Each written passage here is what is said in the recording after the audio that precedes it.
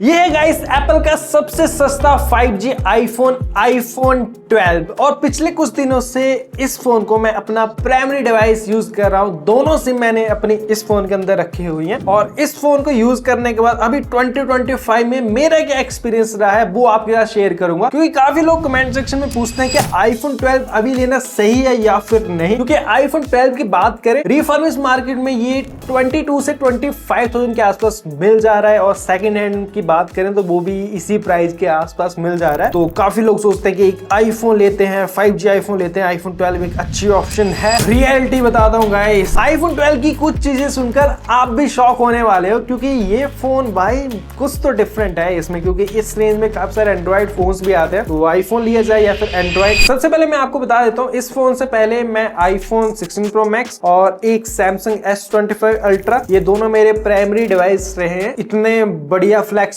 Use करने के बाद तो भाई जो छोटे स्मार्टफोन्स होते हैं उनकी कमियां इजीली पता लग जाती हैं। यहाँ पर सबसे पहले बिल्ड क्वालिटी की बात करूं, देखो एल्यूमिनियम फ्रेम के साथ में आता है और फोन पुराना है उसके बावजूद भी जो मेरे पास है इसमें कोई स्क्रैच नहीं है। स्क्रीन के ऊपर कोई स्क्रैच नहीं है, बैक पैनल के ऊपर कोई स्क्रैच नहीं है, एल्यूमिनियम फ्रेम के ऊपर कोई स्क्रैच नहीं, क्योंकि इसके ऊपर हम यूज करते हैं बड़ी क्वालिटी का टेम्पर्ड ग्लास और केसेस। लिंक मैंने डिस्क्रिप्शन में दे दिए हैं, डेफिनेटली आप यूज करें, क्योंकि ये 10 फीट 15 फीट तक की ड्रॉप प्रोटेक्शन भी देते हैं और हमने खुद टेस्ट किया है। और ये फोन IP68 रेटिंग के साथ में आता है। वाटर टेस्ट भी हमने किया है, आईफोन 12 का पास हो गया था, लेकिन आपके लिए रिकमेंड नहीं करता हूँ। अगर गलती से गिर गया तो सर्वाइव कर जाएगा, अगर ओपन हुआ है फोन तो फिर भाई हो सकता है खराब हो जाए, तभी मैं कह रहा हूँ आपके लिए रिकमेंड नहीं करता हूँ। कैमरा डिजाइन भी थोड़ा आईफोन 16 की तरह है, लेकिन फिर भी पता लग जाता है। इसके अलावा बैटरी बैकअप की बात कर लेते हैं। देखो बैटरी बैकअप मुझे इस फोन का गाइस सच बता रहा हूँ मुझे अच्छा नहीं लगा। आईफोन 16 प्रो मैक्स और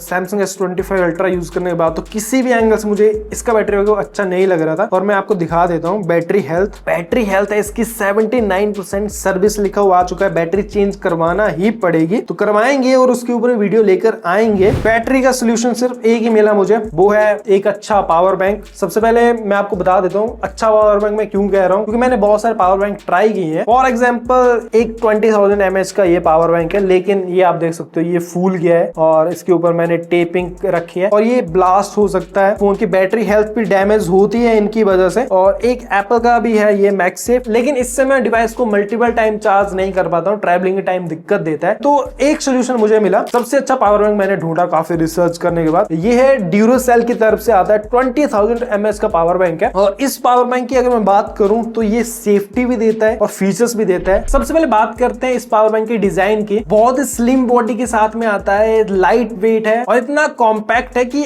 आपके किसी भी पॉकेट में इजीली आ जाएगा, कहीं भी आप कैरी कर सकते हो इसे। इसमें मिलते हैं 2 USB पोर्ट्स, एक टाइप सी पोर्ट और एक मैक्रो USB। आप अपने हर तरह के डिवाइस को चार्ज कर सकते हो और आप सेम टाइम पर 3 डिवाइस भी चार्ज कर सकते हो। और ये LED लाइट्स बताती हैं बैटरी का स्टेटस और इसे समझना काफी इजी है। आप इस फोटो को देख के इजीली अंडरस्टैंड कर सकते हो और ये रिचार्ज भी काफी फास्ट हो जाता है, बस आपको 18 वॉट का चार्जर यूज करना पड़ेगा और ये पावर बैंक 7 घंटे से भी कम लेता है फुल चार्ज होने में। और ड्यूरासेल ब्रांड है, सेफ्टी में भी कोई कॉम्प्रोमाइज नहीं किया है इन्होंने। इसमें मिलता है short circuit protection, over temperature और ओवर वोल्टेज से भी प्रोटेक्शन मिलता है। तो जो बैटरीज फूल जाती है ना, ऐसी प्रॉब्लम भी आपको देखने को नहीं मिलेगी और हाई वोल्टेज भी अगर आ जाती है तब भी ये डैमेज नहीं होगा। ट्रस्टेड ब्रांड है, सेफ चार्जिंग प्रोवाइड करवा रहा है और 2 ईयर की वारंटी भी साथ में मिल रही है। और गाइस ये पावर बैंक स्मार्ट भी है, इसमें स्मार्ट IC दे के रखी है। ये auto detect connected devices feature के साथ में आता है, मतलब आप जो भी डिवाइस चार्ज करना चाहते हो, लैपटॉप है, स्मार्टफोन है, कैमरा है, उसके अकॉर्डिंग आउटपुट प्रोवाइड करता है। तो उस वजह से ये पावर बैंक रिकमेंडेड है। मैं भी इसे पर्सनली खुद के लिए यूज कर रहा हूँ, लिंक मैंने डिस्क्रिप्शन में दे दिया है, आप चेकआउट कर सकते हो। और इसके अलावा स्क्रीन की बात करें तो ये आती है 6.1 इंच की सुपर रेटिना XDR डिस्प्ले, जो कि एक OLED पैनल है। HDR10 डॉल्बी विजन का सपोर्ट भी देके रखा है और 1200 निट्स की पीक ब्राइटनेस भी है, तो आउटडोर में भी विजिबिलिटी अच्छी रही। हालांकि मैंने लेटेस्ट आईफोन यूज किए, बहुत ज्यादा ब्राइट है, लेकिन स्क्रीन साइज मुझे थोड़ा सा छोटा फील हो रहा था। और दूसरा ये जो बड़ी सी नॉच देके रखी है, मतलब फर्स्ट 2 डेज मुझे फील हुई, लेकिन उसके बाद फिर मैं यूज टू हो गया। बाकी इसके अलावा मुझे डिस्प्ले को लेकर कोई कंप्लेन नहीं है, टच रिस्पॉन्स भी बढ़िया है और गेमिंग भी की मैंने, बीजीएमआई गेम भी खेली तो उसमें भी टच रिस्पॉन्स इसका बढ़िया रहा। तो यहाँ पर 2 पॉइंट हमारे क्लियर हो गए, बिल्ड क्वालिटी अच्छी है फोन की, सेकंड फोन की डिस्प्ले डिस्प्ले भी अच्छी है, लेकिन सबसे बड़ी दिक्कत पता क्या आती है डिस्प्ले में,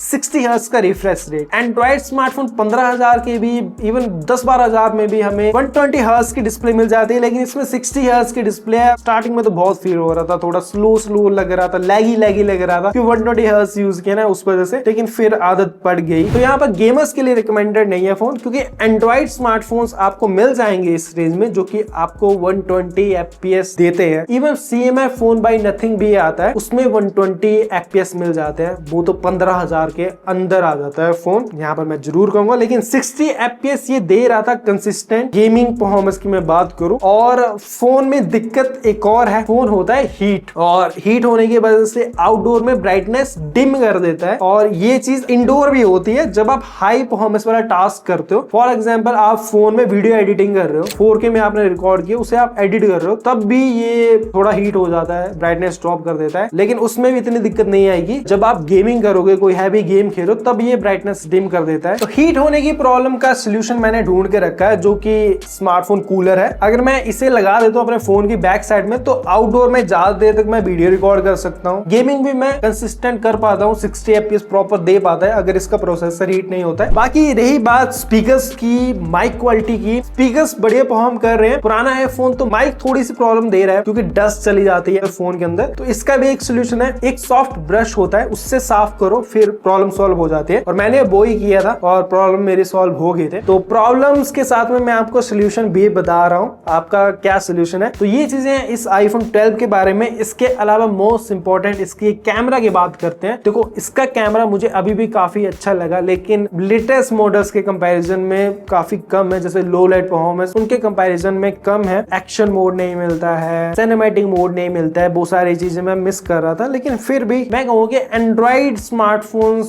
की अगर मैं इस प्राइस रेंज में कंपटीशन की बात करूँ तो वीडियोग्राफी में कोई भी टक्कर में नहीं है। अगर कोई एक भी डिवाइस है तो भाई बता दो कमेंट सेक्शन में। जिस लेवल की वीडियो स्टेबलाइजेशन 4K 60 FPS ये प्रोवाइड करवाता है ना, कोई एंड्रॉइड फोन प्रोवाइड नहीं करवाता है। लेकिन आप फोटोग्राफी में काफी एंड्रॉइड स्मार्टफोन्स भी हैं जो कि इससे बेटर पोर्ट्रेट फोटोज वगैरह आपको निकाल के देंगे। नेचुरल फोटोज चाहिए आपको और वीडियोग्राफी ज्यादा करते हो तो आपके काम में आ सकता है iPhone 12। तो कैमरा को लेकर ज्यादा कुछ कहने के नहीं है, सॉर्टेड है, सिंपल है। जो भी है मैंने आपको बता दिया, detail camera review already channel के ऊपर है। लेकिन अभी का जो 2025 का एक्सपीरियंस है लेटेस्ट iOS वर्जन के साथ में, वो वैसा ही है जैसे पहले ये दे रहा था। और रही बात नेटवर्क और कनेक्टिविटीज की, तो उसमें कोई दिक्कत नहीं है। वाईफाई रेंज थोड़ी सी कम कहूंगा लेटेस्ट iPhone के कंपैरिजन में। बाकी नेटवर्क वगैरह को लेकर भाई जिस तरह से लेटेस्ट रेंज पकड़ते हैं वैसे ये पकड़ता है, और कोई दिक्कत नहीं है इस डिवाइस में इसके अलावा। तो फिर लास्ट में कंक्लूजन की बात करें, iPhone 12 आप 2025 में लेना चाहते हो तो जा सकते इस फोन की तरफ। छोटी मोटी प्रॉब्लम्स हैं जो कि मैंने सोल्यूशन बता दिया। अगर आप